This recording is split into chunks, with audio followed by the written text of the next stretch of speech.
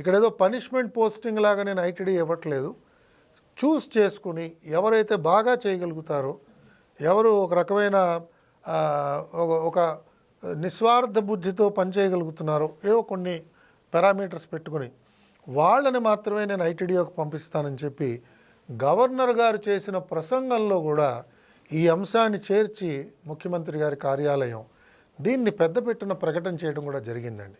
So ఆ సమావేశం నా తరం ఆఫీసర్లు ఎవరెవరైతే ఆ రోజు ఆ సమావేశంలో కూర్చుని ఉన్నామో, కలెక్టర్లుగా కానీ పిఓ ఐటీడీఏగా కానీ మా అందరికీ కూడా అది చెరగని ముద్ర.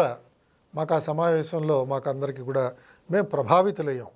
ఎందుకంటే ఒక ముఖ్యమంత్రి తలుచుకుంటే రాష్ట్రంలో ఉన్న యంత్రాంగం అంతా కూడా ఒక దిశగా అది పనిచేయగలుగుతుంది. చాలా చక్కని అమోఘమైన ప్రయోగాలు చేయడానికి అవకాశం ఉంటుంది, ప్రయోజనాలు చేకూర్చడానికి అవకాశం ఉంటుంది అని మా అందరికీ ఆ రోజు అర్థమైంది.